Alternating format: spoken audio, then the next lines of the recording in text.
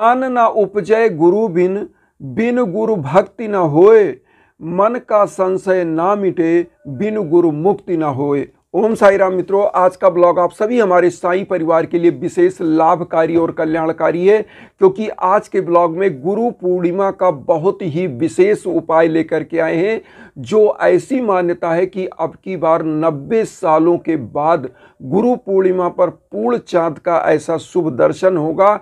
और यह जो विशेष मुहूर्त आपको मिल रहा है गुरु पूर्णिमा का, इस दिन अगर गुरु पूर्णिमा के दिन इन उपायों को किया जाए जो आज हम बताने वाले हैं, मात्र 2 दीप का उपाय, तो आपके जीवन में जो समस्त प्रकार की अंधकार रूपी बाधाएं जो आपके जीवन में आ गई हैं, जो घर परिवार में दिक्कतें चल रही हैं, रोग व्याधि बाधा, उन्नति नहीं मिल पा रहा है, तो ऐसे परिवारों को अपने समस्त, हमारे ख्याल से कोई ऐसा जीव नहीं होगा, कोई ऐसा मनुष्य नहीं होगा जिसके जीवन में कोई ना कोई उसका मार्गदर्शक रहा हो। अगर जीवों को लिया जाए, मान लीजिए एक गाय के बछड़े को ले लीजिए, तो गाय का बछड़ा जो होता है ना, वो जानवर भले है, लेकिन क्या है, उसकी माँ उसको कहीं ना कहीं सिखाती है। एक छोटे से बंदर को ले लिया जाए तो वो अपने बच्चे को संस्कार सिखाती है। अगर वह गलत करता है तो मारती है, अगर वह कहीं जा रहा है तो उसको पकड़ के खींच के अपने पास रखती है। तो कहीं ना कहीं उसका भी मार्गदर्शन हो रहा है। मतलब गुरु तत्व समस्त जीवात्माओं में विराजमान है। तो इसलिए हमको आज जो यह शुभ अवसर मिल रहा है गुरु पूर्णिमा का, केवल छोटा सा उपाय है। मात्र आप ये मान के चलिए 20 मिनट का यह उपाय, 15 से 20 मिनट का यह उपाय आपको करना है। और आज गुरु पूर्णिमा का जो अवसर है, सबसे पहले हम आप सभी लोगों को हृदय से बधाई देते हैं गुरु पूर्णिमा की। आपके जीवन में गुरु तत्व का प्रकाश बढ़े और आपका जीवन हमेशा ज्ञानपूर्ण हो, आप हमेशा सद्मार्ग पर चलें। और एक चीज़ यहाँ कहेंगे कि हमेशा श्रद्धा और सबरी के साथ जीवन में आगे बढ़े। तो इन्हीं भावनाओं के साथ आइए, सबसे पहले हम लोग जानते हैं, चूँकि गुरु पूर्णिमा का पूजन सुबह सुबह सभी लोग लगभग कर लेंगे और कर लेना चाहिए। और आज मैं आपको बताऊं, शाम को जो यह उपाय हम लेकर के आए, या शाम को उपाय करना है, क्योंकि गुरु तत्व का दीप आपको प्रज्वलित करना है। और गुरु तत्व का प्रकाश जब आपके जीवन में आएगा तो आपके जीवन से समस्त अंधकार छट जाएगा। तो सबसे पहले एक चीज़ आप लोग जानते होंगे कि शिरडी में इतना धूमधाम से गुरु पूर्णिमा मनाया जाता है। अगर आप कभी गए होंगे गुरु पूर्णिमा के दिन, तो ये हर्षोल्लास से मनाया जाता है कि इतना भीड़ होता है, वर्ल्ड के कोने कोने से बाबा के भक्त आते हैं। तो गुरु पूर्णिमा में हम अपने साईं की पूजा, चूँकि हम गुरु साईं को मानते हैं, तो हम अपने गुरु की पूजा कैसे करेंगे। सबसे पहले आप लोग जानते होंगे कि बाबा द्वारका माई में एक दीप प्रज्वलित करते थे। हम लोगों को भी 2 दीप प्रज्वलित करना है। मैं आपको आज बता रहा हूँ यह उपाय। एक दीप अपने गुरु के लिए और दूसरा दीप अपने घर की लक्ष्मी को प्राप्त करने के लिए। तो करना क्या है, क्योंकि देखिए आज के जीवन में गुरु तत्व की सबसे ज़्यादा आवश्यकता है, उसके बाद आता है अर्थ का। तो इसीलिए हमारे पुरुषार्थ में दिया है धर्म अर्थ काम मोक्ष। मतलब धर्म क्या है, अपने गुरु के बताए हुए आचरण पर अपना आचरण प्रकट करना, अपने गुरु के बताए हुए मार्ग का अनुसरण करना, यही हमारा धर्म है। तो उस धर्म को करते हुए अर्थ का अर्जन। इसीलिए प्रथम दीप धर्म के लिए, गुरु के लिए, द्वितीय दीप आपको माँ वैभव लक्ष्मी के लिए यहाँ पर जलाना है, प्रज्वलित करना है। और जो दीप प्रज्वलित करना है वो कैसे करना है, क्या क्या लेना है, वो अभी हम बता दें। चूँकि गुरु पूर्णिमा का दिन है तो आपको घी का दीप प्रज्वलित करना है। सबसे पहले आप ध्यान दीजिएगा, एक छोटा सा मिट्टी का दीप या कोई पात्र हो स्टील का, या कोई भी दीप आपके घर में जो भी दीप प्रज्वलित करते हैं उसको बढ़िया से साफ स्वच्छ कर लीजिए। फिर उसमें घी डालिए, एक बत्ती डालिए और दीप को प्रज्वलित करना है। दीप को प्रज्वलित करते समय हम स्क्रीन पर भी दे देंगे वह मंत्र, लेकिन हम बोल भी दे रहे हैं। जो मंत्र आपको करना, शुभम करोति कल्याणम आरोग्यम धन संपदाम शत्रु बुद्धि विनाशाय दीपकाय नमो अस्तुते दीपो ज्योति प्रब्रह्म दीपो ज्योति जनार्दना दीपो हरतु मे पापम संध्या दीप नमो अस्तुते। आज की संध्या का दीप आपको इसी मंत्र को बोल करके प्रज्वलित करना है। और मैं बता दूं, आपके जीवन में शत्रु की बाधाएं दूर होंगी, आपके घर में धन का आगमन होगा।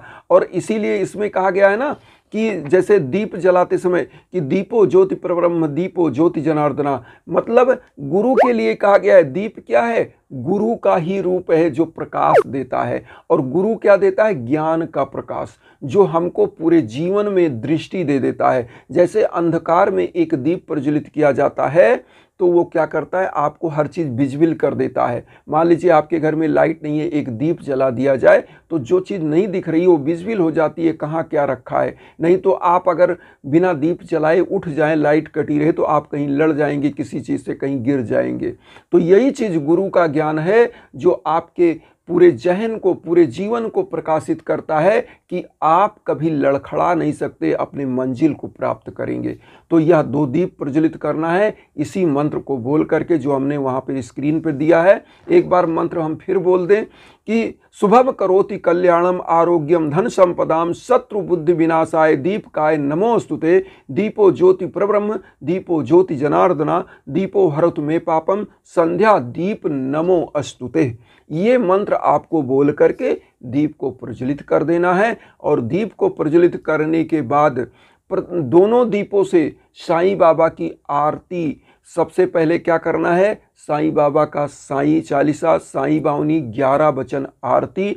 और आज से बहुत सारे लोगों से मैं यह कहना चाहूँगा, अगर साईं को अपना गुरु आप मानना चाहते हैं, जो नए साधक आ रहे हैं साईं बाबा को अपना गुरु बनाना चाहते हैं, तो आज के दिन से ही बाबा को गुरु मान करके साईं सच्चरित्र का आप सप्ताह पारायण पाठ स्टार्ट कर दीजिए और बाबा आपके गुरु होंगे।